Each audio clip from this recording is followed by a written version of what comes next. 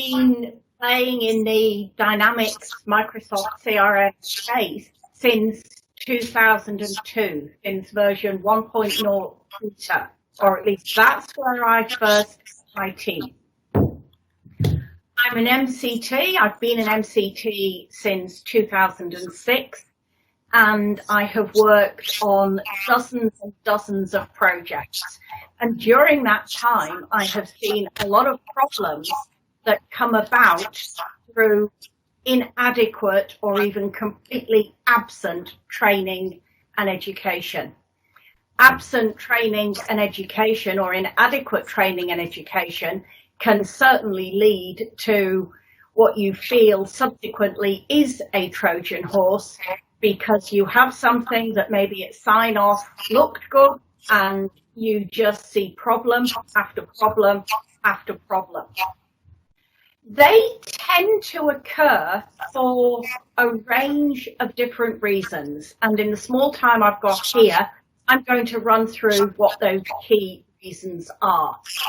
The first and probably the most obvious is a lack of end user training that causes users to just not know what they're doing and be confused by the whole application.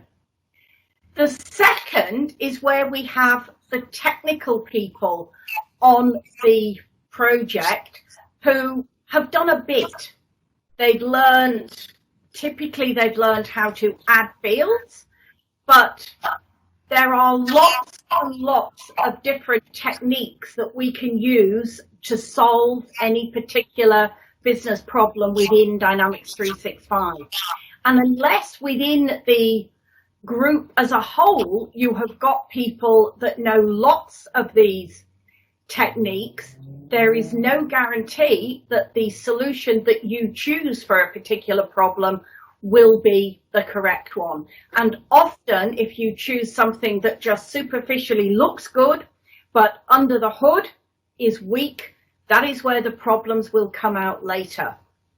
I'm helping a particular client at the moment who had everything that looked good for data entry. Post sign off and everything else, they started trying to build marketing lists.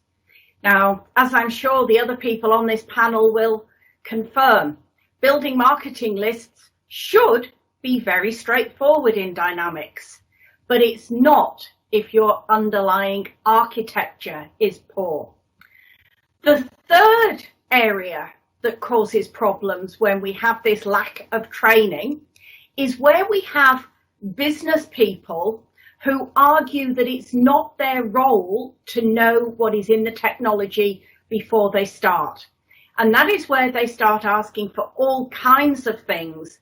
And if that's then made worse by a technologist who is saying, yes, Mr. Customer, no, Mr. Customer, 3 bags full, Mr. Customer, we've got massive problems. And all of these contribute to that Trojan horse, things going wrong, things just coming out of the woodwork time and time again. So we certainly need to cover off education for everybody in the team.